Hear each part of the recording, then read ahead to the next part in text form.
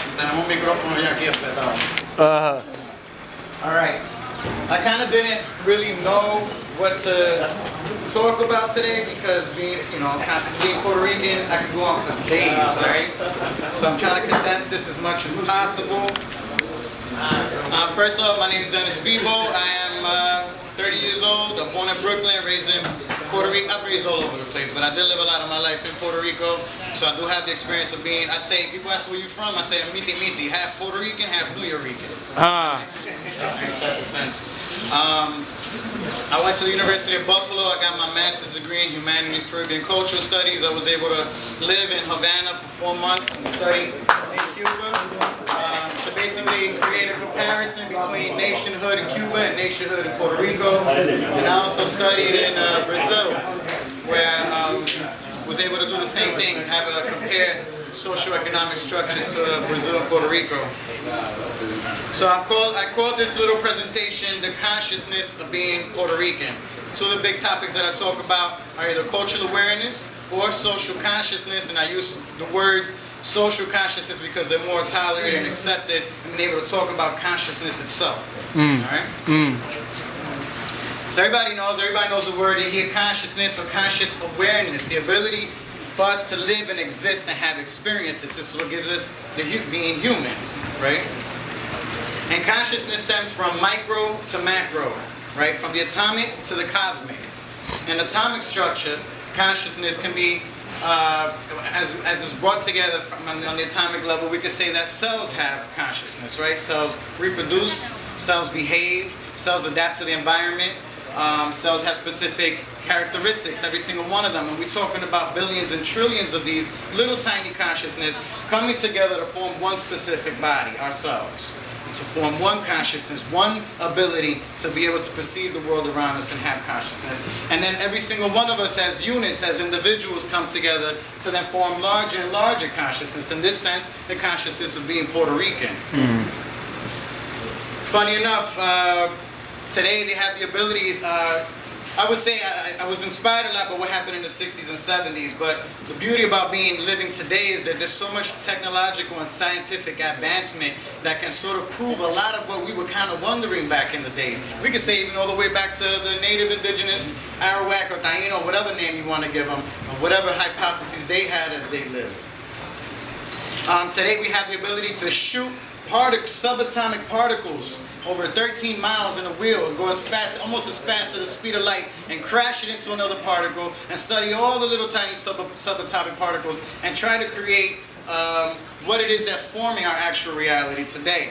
And funny enough that all these little structures this was forms our DNA, and our DNA we'll hear today, and I love what we're going to hear today. I know what we're going to hear. It's going to be some powerful stuff, but we hear about being Puerto Rican, again, from the structure of our DNAs, and I would say all the way of being, I would say cosmic awareness of consciousness, the fact that the opportunity to experience being Puerto Rican exists, or that the actual island of Puerto Rico itself exists.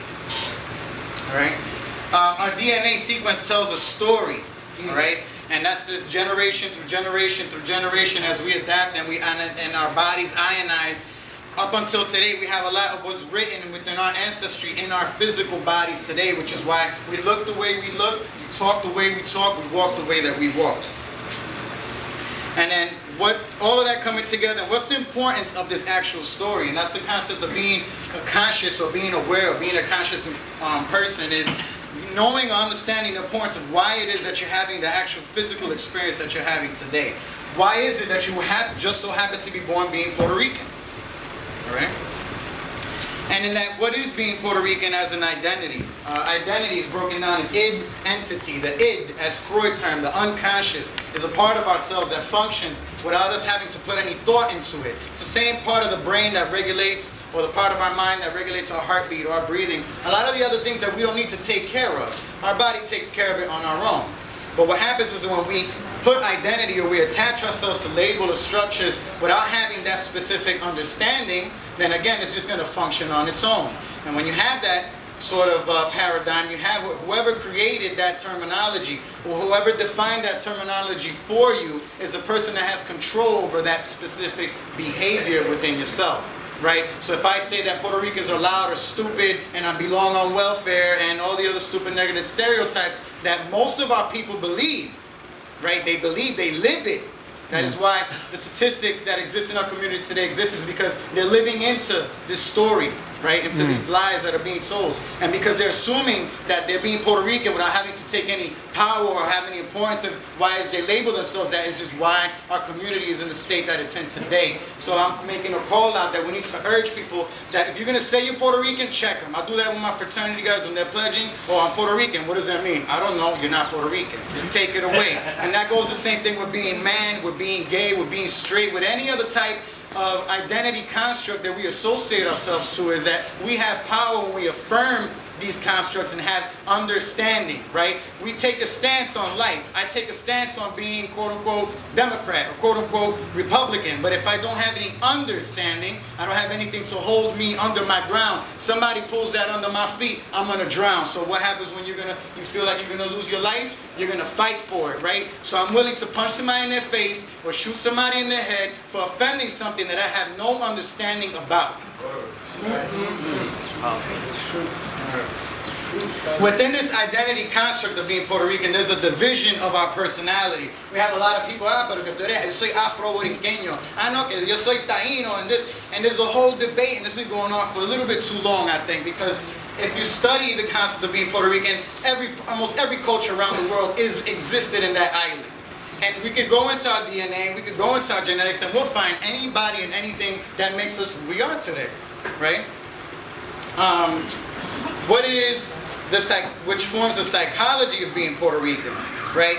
And the psychology of being Puerto Rican, I forgot the name of the doctor, he's from the University of Puerto Rico, but he called it what is it called? The colonialized personality disorder. Within this story in our DNA that forms us being Puerto Rican, there's a division that's created within us not understanding. We live into being the oppressed in the story, because we're taught from when we're little kids that we were the oppressed ones. You came from slavery and we took over your heathen ancestors, we baptized them, we gave them a different name, and now today you find yourself to be Puerto Rican. And I joke with people who are Puerto Rican, because if you say, translate Puerto Rico into English please, and somebody do it? Rich poor. I was like, I don't know any rich Puerto Ricans. You any know rich Puerto Ricans? I don't know rich Puerto Ricans. You know what I mean? Who was a rich to? Who was it? Who was that port rich to? All right. So funny, within that psychology, it's this famous book, Malcolm Gladwell, New York Times bestseller called Blink. In this book, he explains the story of how they took a group of African Americans and who had the same educational background, the same ability to complete academic exam. And they gave them this exam and they scored a specific average score. And they gave another group of African Americans the same test, but they put a questionnaire on top of the test. And the first question in that questionnaire is, are you black? And that group scored 50% lower than the other group who wasn't asked if they were black. They all had the same credentials. They all had the same probability of attaining the same score and taking that exam. But for some reason, when they were asked if they were black, it affected how they performed. So now we're going again back into the unconscious. When they were told that they were asked if they were black, it raised a little flag in the back of their unconscious. Though for a lot of them that didn't really understand where it comes from and they had those negative associations, made them physically perform worse in something that they could actually perform just as fine as anybody else. So again, in our unconscious, in our collective unconscious as being Puerto Rican, and those negative stereotypes being implanted, there needs to be a break. Right? We need to uplift, we need to educate our youth and having them understand what it truly means to be a Boricua. Again, as Guapote explained, open-ended. But again, if it's open-ended, I can give it whatever meaning I want. It could be positive, it could be negative. Let's stick with the positive, and we know a lot of positives. We have a lot of positives for being Puerto Rican, don't we? Yeah. Come on, somebody shout something out. Shocking! Yes. You don't even have to shout them out. Y'all know the benefits of being Puerto Rican. You know what I mean? But it's funny that, a lot of us will stray, and again, it has to do with the lack of information. Now, it's funny because there's so much information today. We could say that back, I was one of the young lawyers, I think it was Panama, he was telling me, we only really had like 4, 5, 6 books in our college campus to be able to try to gain understanding of what our culture meant. Today we could do anything. On our phone, as we're walking down the street, I have a question, I'll plug it in. What does it mean to be Puerto Rican? And there'll be thousands of articles and thousands of books e-books and downloads, and you can do anything to gain access to the information. Now we just need people to guide us, especially our youth, as to where is that we can gain the understanding to feel empowered.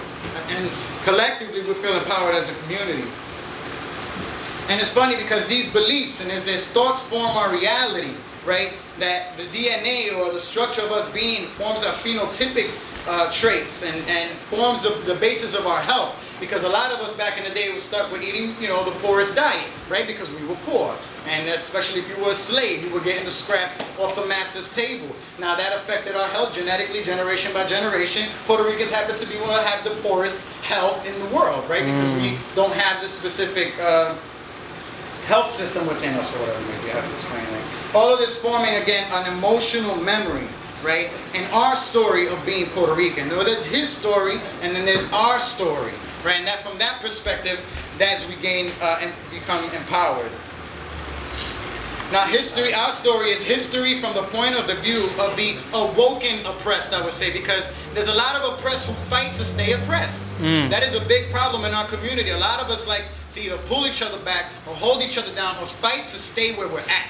Right? And we see that when we say los populares versus los palmas versus this versus that. They literally fight nail and teeth to stay where they're at. And this is the majority of our population, because I've seen a lot of y'all in a lot of past events that are in this room today. We need to somehow expand and push forward so that these ideas start to become fresh to the people around, to the people of our community. Now, gaining the personal power, and I say a lot of us sort of get stuck in when we define what it means to be Puerto Rican and who defined it. And so we hold on to iconic figures and personalities. While I have because the infinite love and respect for the leaders and the people who founded Nuestra Patria. At the same time, I found that I could not find myself to become attached to such, right? That it is an understanding, it is a way of being, and that I could use and take what I need in order to form my personal story. But a lot of us start to get stuck in, well, that's the way he said it, that's the way it needs to be done, and if you don't follow in that structure, you're not a true Boricua, or you're not a true Puerto Rican. You didn't act in this way, you didn't talk in this way, and we try to confine each other into and being a certain way. Being Puerto Rican can go from freestyle to classical music to ballet to hip-hop to spoken word. It is expressed infinitely from every single individual that assumes Puerto Rican identity. Whatever behavior they have or they partake in could be considered being Puerto Rican, right? So we can't hinder each other in our growth and our personal evolution, and by saying that you need to remain within these certain boundaries in order to succeed in being, or for our community to succeed in being Puerto Rican. From that point of view, it's called the observer, right? That's called the Buddhi mind in yoga. This is why Buddha is called the Buddha. He wasn't called Buddha because that was his name. They're talking about a specific point in the mind. And this point in the mind is called the neutral component. Neutrality, the point of the observer. Things aren't happening to me, they're happening by me. I am watching as everything is going on, because if not, I'm going to lose my mind. Honestly, as a Puerto Rican walking down the streets of New York, trying to be me and trying to do what I'm doing, or being harassed by the cops, or not being able to get a job, or being in jail, or baby mama drama, or all the different type of stereotypes that come with Puerto Rican, I will lose my goddamn mind. So I need to take a step back as being the observer, the Buddhi mind, and teaching others how to do so as well, because we're passionate people. We'll fuck somebody up if we had to. That's the way the story goes.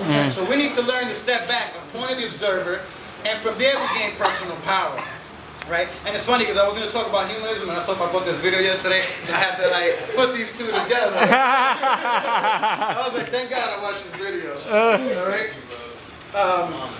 Neutrality in our personal and collective organization. I would say humanism, while in certain instances it's sort of like a big, vague concept, right? Because we're all human. And it's funny, in Cuba, they will always ask you, ¿De dónde tú eres? Italia? And they've never seen Puerto Ricans out there because we have a blockade. We can't go over there. So they all have this stupid habit of saying, Italia! Or España! You're like, no, bro, yo no soy de ahí, déjame quieto. Well, you can, a month in, after being shouted out the wrong country again for the 100th time, I got upset. I'm with my boy, we both Puerto Rican. I'm like, deja este cabrón quieto que nos estamos jodiendo la vida. Estoy cansado de que ustedes están tratando de adivinar de qué país yo soy. Déjame quieto, cabrón. He's like, no, que si solo te quiero vender estos cigarros, que yo no quiero cigarros, and stop guessing what country I'm from. He's like, no me va a decir dónde son. No. So I walk away. Son boricuas porque son cabrones. You got it. There's a personality, there's a way of being, but it's funny that they didn't even recognize that I wasn't until I say things like pregar, like, tú no eres de aquí. But it's funny because I was able as a chameleon to adapt into Cuban culture. Eu posso falar português, eu posso falar de cultura brasileira, eu posso bailar a música brasileira. I can say that I'm Brazilian, I can move and adapt into any type of culture that I want. That's the beauty of being human and having this experience. And any given moment in time, you can choose who you want to be. Now, if you're holding true or you're not holding true, it's really up to you. And nobody else needs to really hold you accountable for what you assume your identity to be. You are free. That is the point of it all. You are free to be who you want to be. We need to stop holding each other down. But in regards to humanism versus tribalism, I say humanism es como el pan del sándwich, ¿verdad? We need to accept our humanity before we move into our tribalism, because in not accepting our humanity and just being tribalistic, that's where divisions come into play, right? And we see that specifically within the Puerto Rican community when we say, you know, negro versus blanco. Even though Puerto Ricans do accept, I know a lot of racist Puerto Ricans, right? I know a lot of machista Puerto Ricans, a lot of feminist Puerto Ricans. I know a lot of, you know, anti-gay or anti-straight. There's so many divisions within the community. Every single one of those components serves as a tribe within the tribalistic society. Now, if each one of those groups were to assume the humanistic perspective before assuming the tribalistic perspective, is where we're able to unite and grow with other people.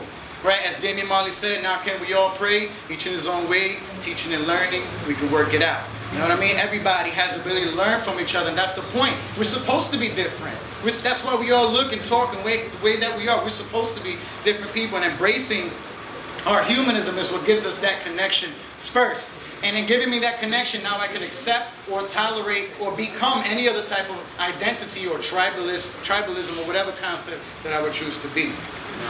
Now, debunking these myths of being Puerto Rican or what it means to be Puerto Rican, I remember as a young person, I was in college and I learned about the bombing of Vieques. That's the first time. I grew up in Puerto Rico, didn't really understand Puerto Rican culture, like in regards to history of Puerto Rico, but I was really upset by the fact that they were bombing this little island and that people were getting cancer. It really bothered me. I was only 18 years old at the time. And the more I kept learning and the more I kept digging, I wanted to go outside and just punch a white person in their face. I wanted to find whatever white guy I could find and just blame him for all the ills that was going on in my life and take some type of action towards them.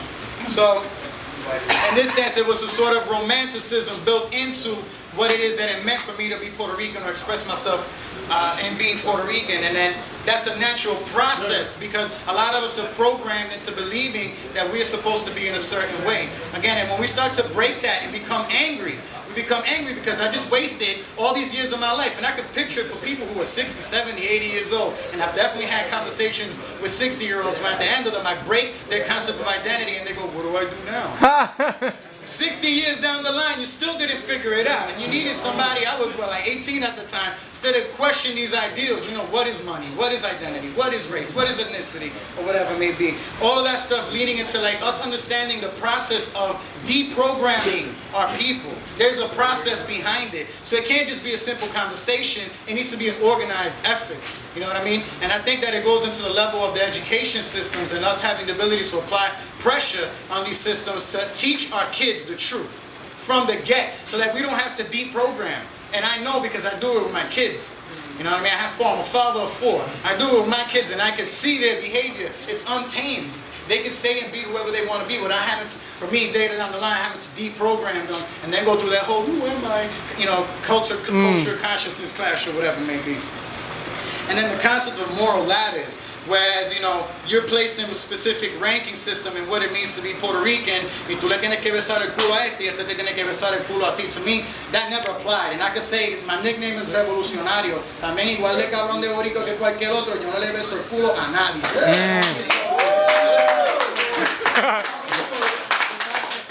Whatever it means to be Puerto Rican for me, that's for me, and that's it. I love and respect political prisoners. I love and respect people who've taken political action for everything that they did, but I am not going to kiss your ass. That's the way it works, and I think it should remain free for everybody to express it as well.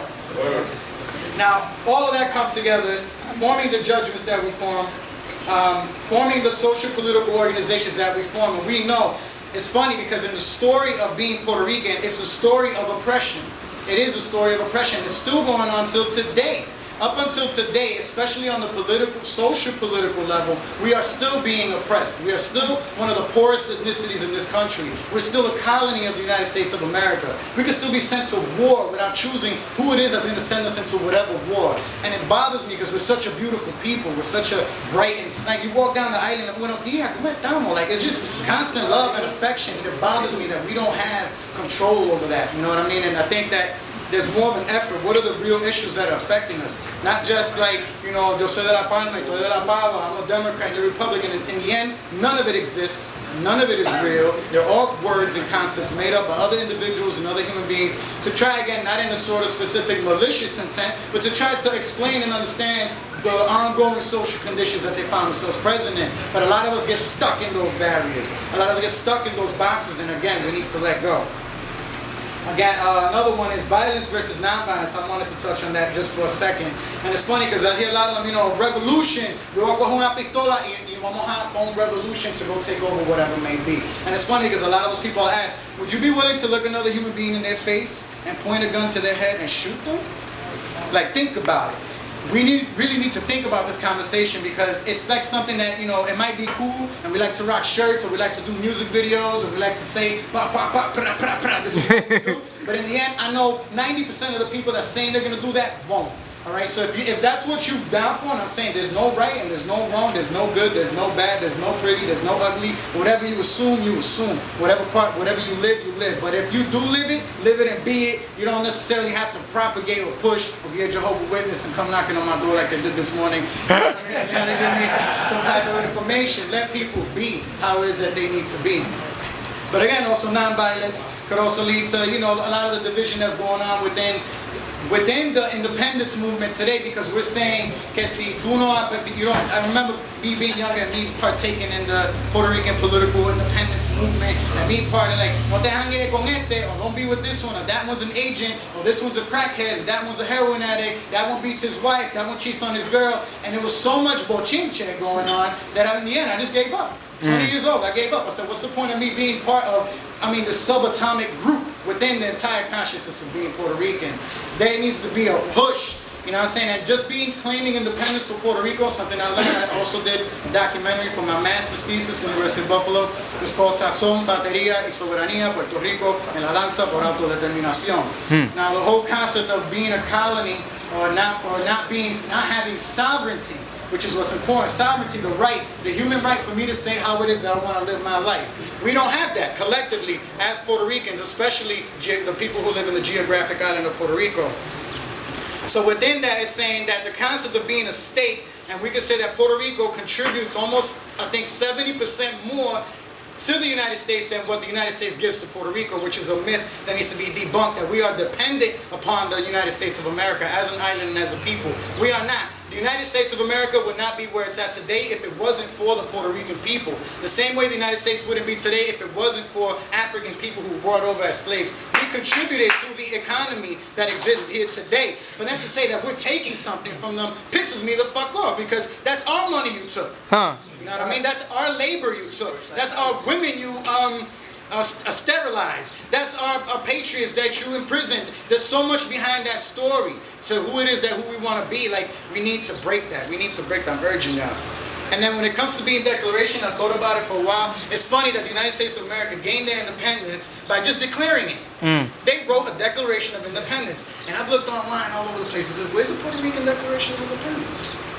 And I was going to write when I tried to copy the US one, but the US one was kind of corny. So I was like, nosotros tenemos flavor, so yo quería, I was like, I'll get to it later. I'll see if any of y'all feel inspired. I urge y'all, write a goddamn Puerto Rican Declaration of Independence. Wow. Because we need to declare it. Woo. Right? Those are affirmations of being. We need to declare who we are as a people. Wow.